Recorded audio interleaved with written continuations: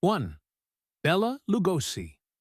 Bela Lugosi was so obsessed with his role as a vampire that he began collecting all related artifacts, including capes, fangs, props, and occult items, blurring the line between his on-screen persona and personal fascination for the macabre. His most iconic piece was the 9-foot, 6-pound black wool cape he wore in the 1931 film Dracula, which later became one of Hollywood's most prized memorabilia items, eventually donated to the Academy Museum of Motion Pictures. But Lugosi's obsession went far deeper than just costumes. He amassed a trove of vampire fangs, replicas of his on-screen teeth, and even props like the Ring of Dracula and Count Dracula's medallion from his films. What made his collection eerie was its blend of performance and personal ritual. Lugosi reportedly insisted on being buried in one of his Dracula capes, a request honored after his death in 1956. His fascination with the occult extended to rumored haunted artifacts, including a mirror alleged to have been used in rituals, which some claimed carried a curse. This fixation wasn't mere theatrics. It reflected a man who saw his vampire persona as an extension of his identity. As biographer Robert Kremer noted, Lugosi's life was marked by a hypnotic voice, mesmerizing gaze, and commanding presence that made him the embodiment of Count Dracula, both on and off screen. For Lugosi, these artifacts were more than relics. They were a bridge between his legendary roles and a life steeped in the macabre. His collection ensured that, even in death, he remained eternally linked to the shadowy world he brought to life. 2. Buster Keaton. Buster Keaton, the stone-faced maestro of silent film, was more than just a comedian. He was also a tinkerer, an inventor, and a cinematic magician whose genius was as much about mechanics as it was about laughter.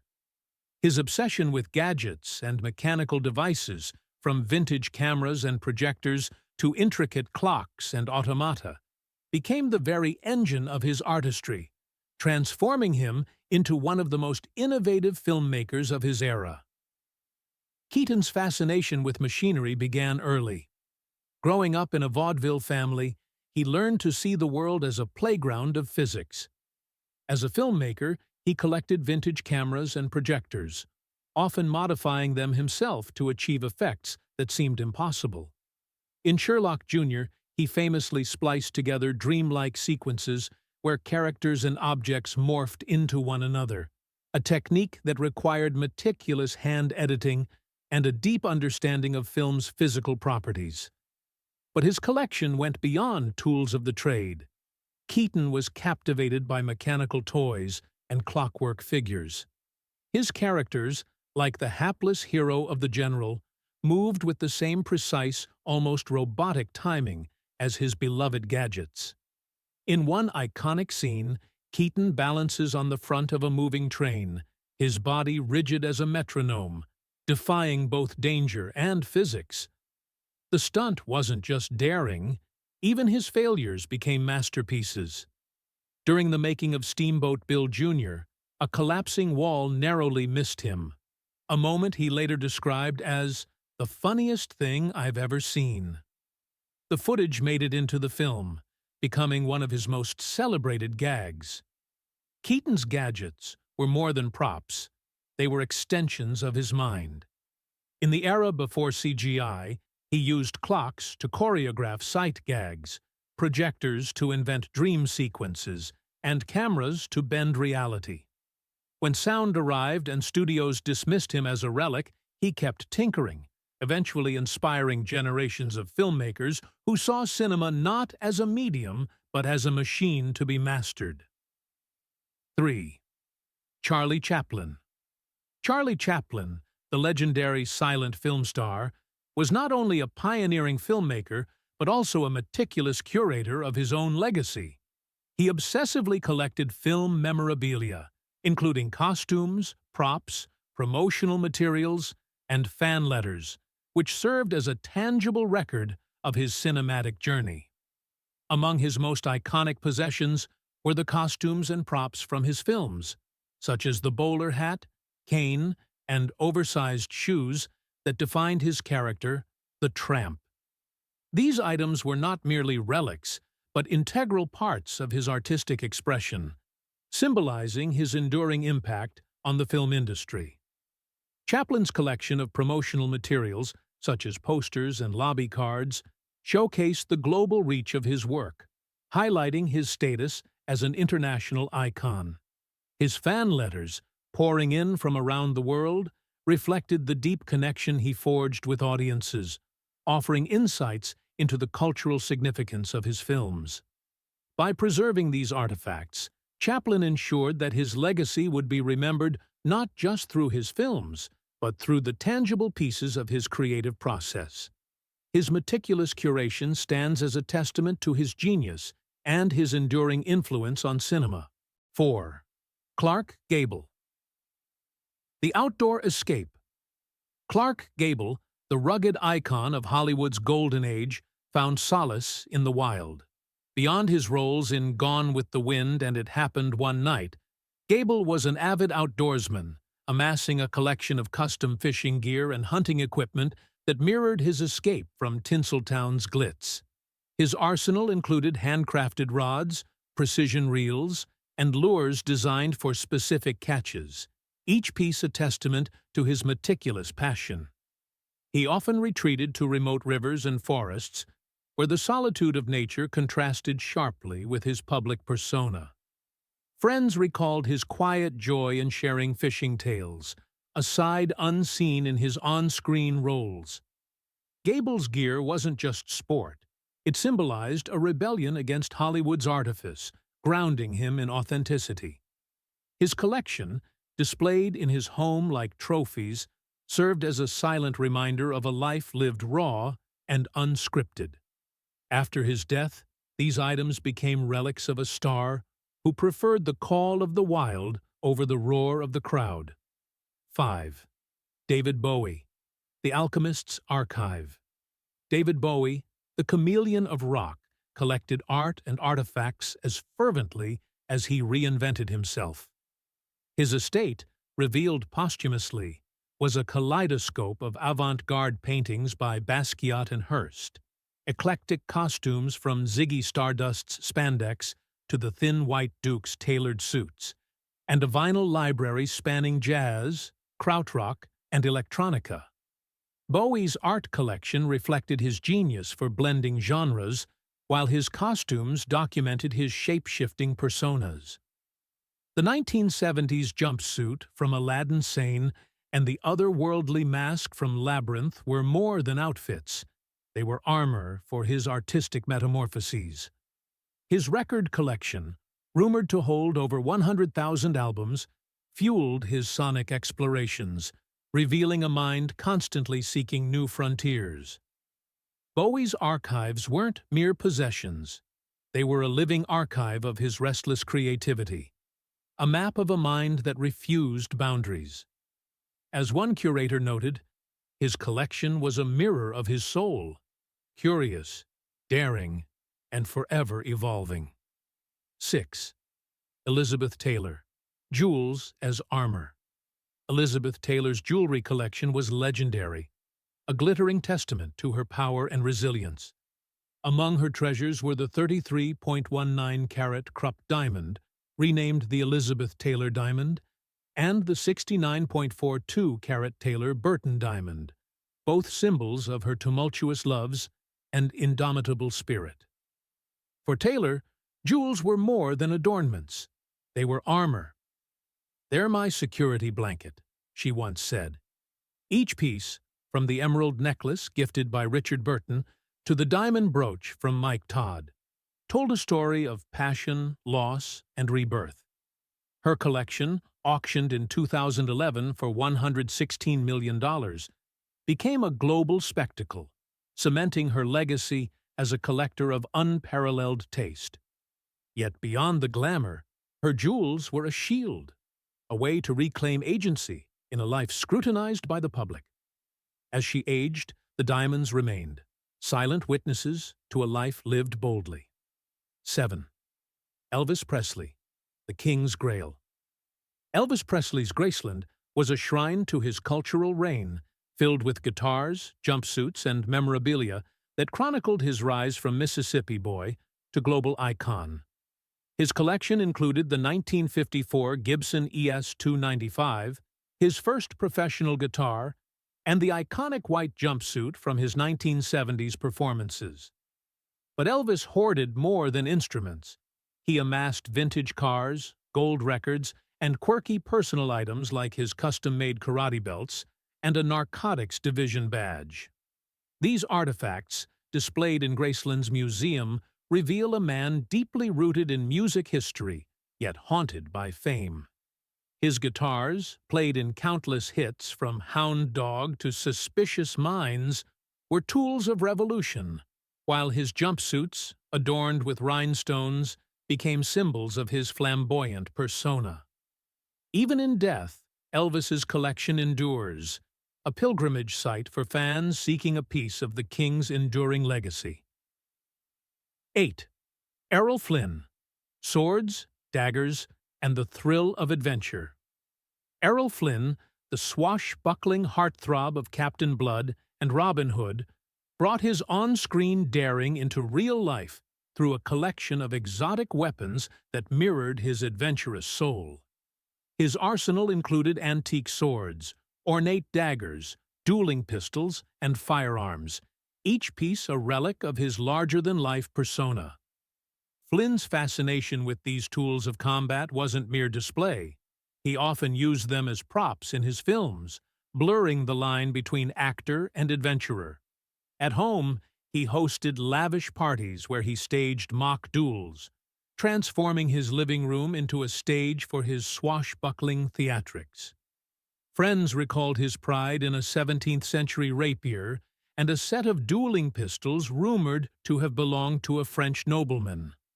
For Flynn, these weapons were more than trophies. They were extensions of his identity, a tangible link to the daring roles that defined his legacy. Even in death, his collection whispered tales of a man who lived as boldly off-screen as he did on. 9. Glenn Ford, the archivist of a life lived. Glenn Ford, the quiet star of Gilda and the Blackboard Jungle, harbored a secret obsession with preserving every facet of his existence. For over 70 years, he meticulously documented his life in daily diaries, chronicling meals, thoughts, and even his innermost fears. His collection extended to personal mementos, baby teeth, locks of hair, and fan letters stored in labeled boxes. Most unsettling were his hundreds of secretly recorded phone conversations, including chats with Richard Nixon, revealing a man determined to control his narrative. After his death, 2 trucks were needed to haul away his archive, a staggering testament to his compulsion. Ford's journals, filled with reflections on Hollywood's golden age, painted a portrait of a man haunted by the past, yet desperate to shape his legacy. As one biographer noted, he collected memories like others collect stamps, meticulously, obsessively, and with a fear of being forgotten. 10. Greta Garbo, a private world in paint and wood. Greta Garbo, the enigmatic star of Grand Hotel, hid a passion for art and antiques behind her reclusive persona. Her New York apartment was a sanctuary of European masterpieces, Renaissance paintings, Baroque sculptures, and 18th-century French furniture, all acquired with the precision of a curator. Garbo's collection, revealed at auction after her death, included handwritten notes detailing each piece's provenance, reflecting her deep reverence for history. Yet she kept her treasures hidden from visitors, allowing only a few glimpses of her refined aesthetic. A 17th-century Flemish still life hung in her bedroom, while a rare Louis XVI commode anchored her living room. For Garbo, these artifacts were more than decor. They were a refuge from the public eye, a silent testament to her intellect and taste. As one admirer said, her art was her armor, a world she controlled, unlike the chaos of fame. 11. James Stewart, Skybound Dreams in Miniature. James Stewart, the everyman hero of It's a Wonderful Life, found solace in the skies through a lifelong obsession with aviation. His collection of model airplanes, meticulously crafted and painted, spanned replicas of World War II bombers he piloted to rare custom designs. Each model was a labor of love, assembled by Stewart himself during quiet hours, a meditative ritual connecting him to his wartime service. Among his treasures were a B-24 Liberator, identical to the one he flew in combat, and a sleek P-51 Mustang, its wings adorned with squadron insignia. Displayed in his home, the models became a conversation piece, yet Stewart rarely spoke of his war years. For him, the collection was a private tribute to sacrifice and camaraderie, a reminder of the skies that had both haunted and healed him. As his daughter recalled, he found peace in those models, a way to honor the past without being consumed by it. 12. Jean Tierney's Elegance in Glass. In a dressing room adorned with velvet and light, a collection of perfume bottles shimmered like jewels, each a testament to an actress whose grace transcended the screen. June Tierney, the ethereal star of Lorre, found beauty in the smallest details, amassing rare, antique, and handcrafted glass flacons that mirrored her own sophistication. Her favorites included ornate hand-blown pieces from Bohemia, intricately etched vials from Parisian artisans, and a Venetian glass bottle shaped like a swan, its wings etched with gold. Tierney displayed these treasures not as mere accessories, but as sources of inspiration, their delicate curves and shimmering hues echoing the elegance she brought to roles like the enigmatic Phyllis Dietrichson in Leave Her to Heaven. Friends recalled her quiet pride in a 19th-century baccarat flask, its facets catching light like a prism, and a miniature perfume organ she used to blend scents. For Tierney, these bottles were more than fragrances. They were wearable art, a private gallery of craftsmanship that reflected her belief that beauty is in the details. Even in Hollywood's golden age of excess, her collection stood out as a symbol of refined taste, a reminder that true elegance lies in subtlety. 13. Joan Crawford's Quest for Perfection. Behind the polished facade of Hollywood glamour lay a world of industrial-strength disinfectants, specialized brushes, and spreadsheets tracking every garment. Joan Crawford, the iron-fisted icon of Mildred Pierce, channeled her obsession with control into an arsenal of custom cleaning supplies and a wardrobe catalogued with military precision. Her home was a sterile shrine, floors scrubbed to a mirror shine, surfaces gleaming under harsh lights. Crawford didn't delegate. She wielded a mop like a conductor's baton, her cleaning rituals a form of therapy. Her closet, meanwhile, was a fortress of order. Dresses by Adrian, furs from Bergdorf Goodman, and shoes lined up by heel height, each item logged in a ledger detailing fabric, color, and occasion. "Cleanliness is next to godliness," she once said, but her fixation went deeper. In a chaotic industry that devoured women, her mania for order was a shield, a way to reclaim agency in a world that objectified her. Even her makeup was applied with clinical exactitude, a mask of perfection hiding the cracks. 14. Marilyn Manson's Temple of the Grotesque. In a Los Angeles mansion shrouded in shadows, the air thick with incense and decay, Marilyn Manson's collection pulsed like a dark heart. Taxidermied creatures, owls with hollow eyes, snakes coiled in glass jars, lined the walls, their stillness broken by the flicker of black candles. Occult paraphernalia, from a 17th-century grimoire to a silver pentagram pendant, shared space with paintings by Charles Manson, no relation, and a life-sized wax figure of Charles Bukowski. Manson's fascination with the macabre wasn't mere theatrics. It was a manifesto. "I collect things that make people uncomfortable," he once said, and his home was a theater of unease.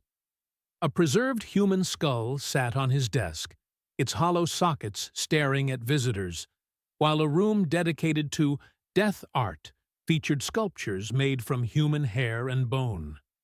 For Manson, these artifacts were extensions of his persona, blurring the line between art and pathology. His collection was a mirror to his music, a symphony of chaos and beauty, where the grotesque became sublime. 15. Marlene Dietrich's legacy in silk and satin. In a Manhattan apartment, sunlight filtered through Venetian blinds, illuminating rows of garment bags and trunks filled with history. Marlene Dietrich, the femme fatale of the Blue Angel, preserved every costume from her films, from the tuxedo she wore in Morocco to the sequined gown from Shanghai Express. Her collection included pieces by Christian Dior, Chanel, and Hattie Carnegie, each stored in climate-controlled conditions to prevent decay. Dietrich treated her wardrobe as sacred relics, once remarking, "Fashion is architecture, armor for the soul." Even in her 70s, she refused to part with a single item, insisting her costumes be displayed in museums after her death. Her 1930s bias-cut gowns, designed to accentuate her androgynous allure, became symbols of her pioneering style. When her collection was donated posthumously, it revealed a woman who understood her image as a weapon, a tool to command power in a man's world. For Dietrich, fashion was more than fabric. It was a language, and her collection, its lexicon. 16. Marlon Brando, a rhythm of his own. Beyond the brooding intensity of The Godfather and A Streetcar Named Desire, Marlon Brando harbored a soulful side steeped in music. His collection of instruments, conga drums, guitars, ukuleles, and percussion kits, revealed a man who found solace in rhythm. Brando's love for world music began during travels to the Caribbean, where he immersed himself in local rhythms, later incorporating them into his downtime on film sets. He'd strum a ukulele between takes or pound congas in his trailer, using music as a meditative escape. Friends recalled his garage, cluttered with hand-carved Congolese drums and vintage Martin guitars, each piece a testament to his quest for cultural connection. For Brando, these instruments weren't just hobbies. They were a language, a way to transcend the isolation of fame. Even in his later years, he'd sit for hours plucking chords, his voice soft and unguarded, a stark contrast to his on-screen intensity. His collection became a private symphony, a reminder that beneath the legend was a man chasing harmony. 17th, Mae West, a boudoir of boldness. In a Hollywood dominated by demure femininity, Mae West built an empire on provocation, and her home was its crown jewel. Her collection of custom furniture and decor was a shrine to her unapologetic style, featuring a bed carved with suggestive motifs, mirrored ceilings that became Hollywood lore, and walls adorned with her own film costumes. West's pieces, designed in collaboration with artisans, were as much art as furniture. A velvet chaise lounge shaped like a giant red lip, a glass coffee table etched with her catchphrase, "Why don't you come up and see me sometime?" Even her mirrors, rumored to have been blessed by her admirers, reflected her belief that sex appeal is 50% who you are and 50% who people think you are.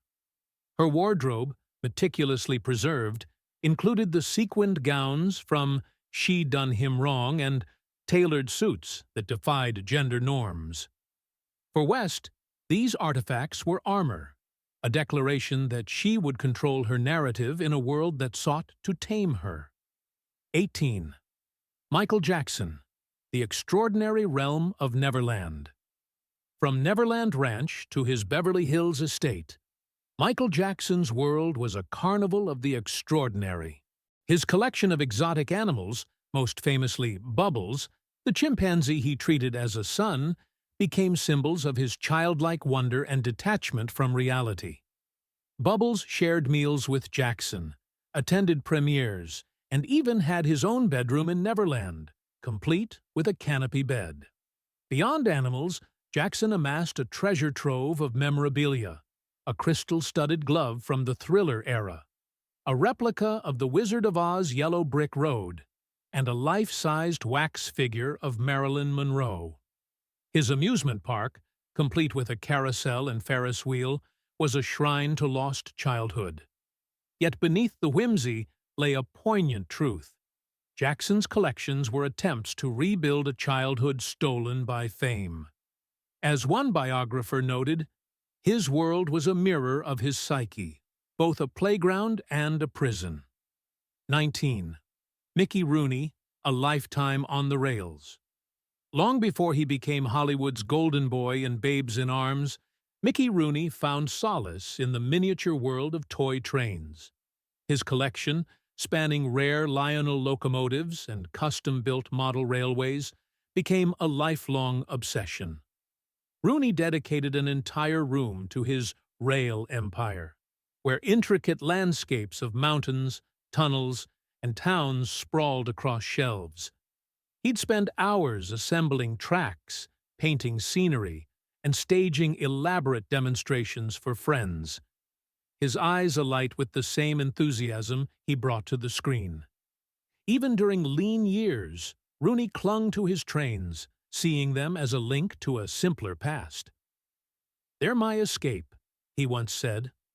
After his death, his collection, valued at over $1 million, was auctioned, revealing a man who found joy in the meticulous details of a world he could control. For Rooney, the rails were more than a hobby. They were a lifeline to childhood wonder, a reminder that even in the chaos of fame, some dreams never derail. 20. Orson Welles, The Nose Collection. Behind the grandeur of Citizen Kane lay a peculiar obsession: Orson Welles' fixation on prosthetic noses. The actor-director, insecure about his natural nose, collected elaborate prosthetics for his roles, treating them as artistic extensions of his persona. Each nose was meticulously crafted, named, and showcased at parties as part of his magic tricks. Welles's collection, which included exaggerated Roman profiles and aquiline features, reflected his theatrical insecurities and perfectionism. He believed his real nose was too small for the screen, recalled a collaborator, so he turned it into a character. His most famous nose, a bulbous prop from The Trial, became a symbol of his genius for blending performance and illusion.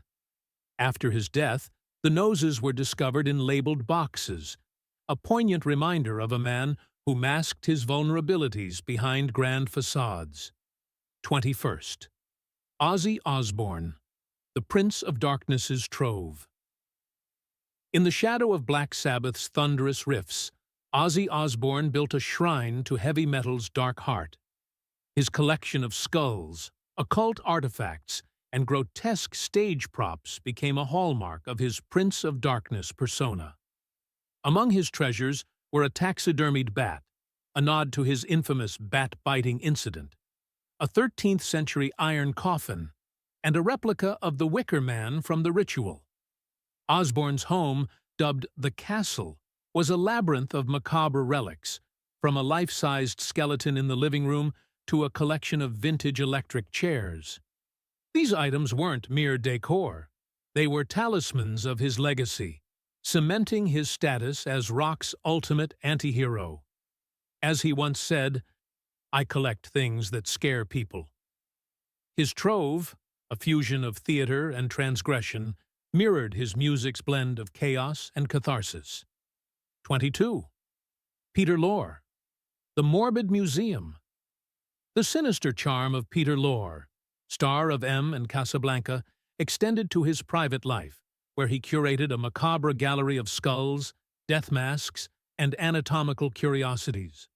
His collection, rumored to include a replica of his own death mask, echoed his on-screen roles as villains tormented by darkness. Lorre's fascination with the grotesque was fueled by his struggle with morphine addiction, which began as pain relief but deepened his obsession with mortality. Friends described his home as a chamber of horrors, with skulls displayed on pedestals and preserved organs in glass jars. Yet beneath the eerie display lay a man confronting his demons. "He collected death to outrun it," said one biographer. His artifacts, both unsettling and poignant, remain a window into a psyche haunted by the roles he played and the shadows they cast. 23rd. Vivien Leigh, A Sanctuary in Pages.